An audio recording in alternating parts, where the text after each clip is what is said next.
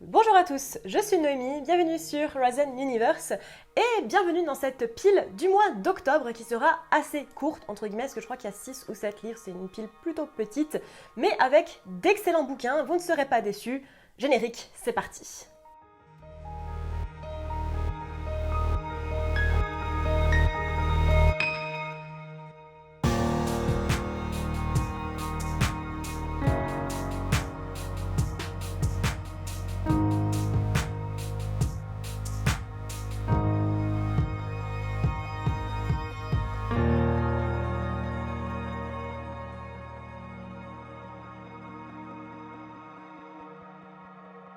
Et on attaque tout de suite avec Doomsday Book, le grand livre de Connie Willis sorti en 1992. Kivrin est une étudiante en histoire qui se prépare à voyager dans le temps, direction le Moyen-Âge, afin de pouvoir compléter sa thèse. Cependant, alors qu'elle passe le portail, un phénomène étrange se déclenche alors qu'elle débarque juste au début de l'épidémie de peste noire et qu'une crise d'influenza ou de grippe ravage le futur, son présent. Ses collègues déploient tous leurs efforts pour la sauver alors qu'eux-mêmes doivent survivre. C'est une relecture pour celui-ci, je l'avais déjà lu il y a une bonne dizaine d'années dans sa version traduite en français et j'ai vraiment été soufflée. Des personnages forts, cohérents, aux motivations simples mais réelles, une histoire intéressante, superbement bien foutue dans ses parallèles, un effort manifeste de recherche historique, c'est un livre à la fois déchirant et plein d'espoir, magnifique et cruel, de la vraie bonne SF entre guillemets old school, comme je l'adore et très franchement un de mes favoris de l'année.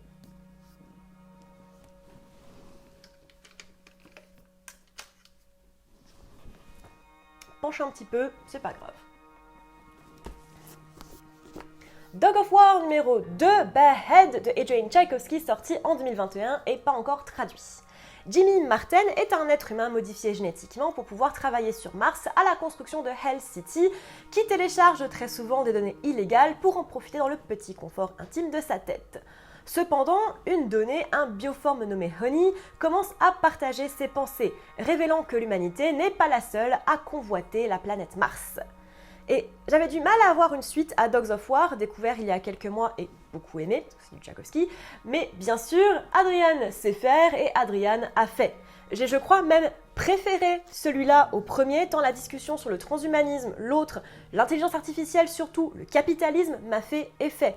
J'ai adoré ce livre, j'ai juste passé un excellent moment dessus. Foncez sur la dilogie si jamais vous ne la connaissez pas, c'est juste de la petite bombe, en plus c'est très très court, ça se lit très vite. Alors ça pour le coup c'est pas très court et ça se lit pas très vite. Commonwealth numéro 2, Judas Unchained, Judas déchaîné en français de Peter F. Hamilton, sorti en 2005. Hamilton, où je vois que tu as des idées, elles sont cool tes idées, mais bordel, 1. Synthétiser ne te tuera point, et 2. Écrire des femmes qui ne sont pas des salopes totales non plus. J'étais prête à ne pas trop soulever le self-insert incel dans ses premiers romans, mais en 2005, ce brave Peter avait déjà 45 ans, et l'âge de se rendre compte que toutes les jolies femmes qui n'ont pas voulu coucher avec lui ne sont pas toutes des vipères vaines et vénales. Mais à part ça, l'histoire, donc, tout ce bordel aurait pu et aurait dû être réglé en 1000 pages, en tout, maximum. Genre 3 bouquins de 300 pages, c'était bazardé. Parce que ici, là, le découpage de l'histoire, il est inexistant, ça n'a aucun sens, c'est lent, ça se traîne le cul sur des plombes pour un truc qu'on a deviné dès le quart du premier tome. Non, c'est pas une histoire faite pour tenir sur 2400 pages. Ça n'en a pas le teneur, ça n'a pas la complexité, ça n'en a pas le besoin. C'est du vide avec du vide rajouté dessus, du cul pour faire tenir l'ado en manque qu'il est, et du porno pour mécanophile qui saoulerait un ingénieur de la NASA. Ça a de l'idée, c'est une très chouette idée. Vraiment, l'histoire est intéressante sans être trop originale, elle se suit plutôt bien dans l'idée, mais l'exécution par contre n'est pas là. Et ça me fait chier parce que j'avais adoré Salvation, mais ça c'est non. The Kingkiller Chronicle, The Wise Mind's Fear, La peur du sage de Patrick Rothfuss, sorti en 2011, dont on attend toujours la suite. Retour dans la suite des aventures de Kvothe, ou de Kvoté, le tueur de rois, avec toujours plus d'intrigues politiques, amoureuse malheureusement, et tout le reste. Et trop, hein, pour être honnête. Parce que en dehors de la prose, au demeurant absolument sublime, c'est quand même beaucoup de vent. Et c'est rigolo pour le propos du livre, mais pas très longtemps. Il se passe toujours la même chose. Kvothe a le même parcours 15 fois, on répète les mêmes enjeux, les mêmes problématiques, les mêmes triangles amoureux débiles de merde. Et ça, c'est quand Kvothe se tape pas une putain de fée comme dans un mauvais fantasme de collégien fan de Tolkien. Ou quand il est pas totalement un connard antipathique aussi, ce qui n'était pas dans le premier livre. J'aime bien sur le principe, vraiment, j'aime bien l'histoire qui est présentée. J'aime le principe de présenter la vie du personnage par le personnage. Mais qu'est-ce que c'est long et tortueux pour rien? Vraiment. On continue l'omnibus Xili avec Timeline Infinity ou Singularité en français de Stephen Baxter, encore une fois sorti en 1992. Plusieurs milliers d'années dans le futur, en 5000 et des patates, l'humanité a été conquise par une race alien nommée les Cax, fortement oppressive. Un jour, le projet Interface revient après 1500 ans, ramenant un vaisseau appelé le Kochi et un trou de verre. Le reste serait spoiler. J'avais déjà beaucoup aimé Raft, mais alors celui-là, waouh, juste waouh. Il y a tout pour que ce soit le kiff absolu et ça l'est.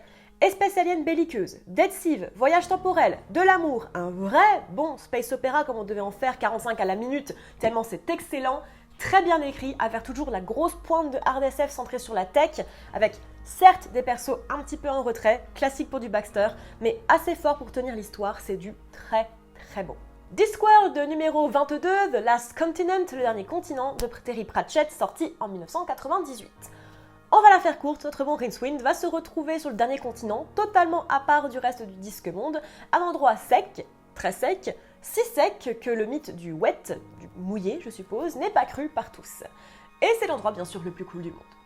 Pratchett en Australie, ça donne ça, et ça c'est ma foi toujours aussi drôle, aussi fifou, n'est-ce pas, lisez-la, et sympa. Pas le meilleur, mais j'ai rigolé à haute voix plusieurs fois, et c'est tout ce qu'il me faut avec du Pratchett, c'est tout ce que je lui demande.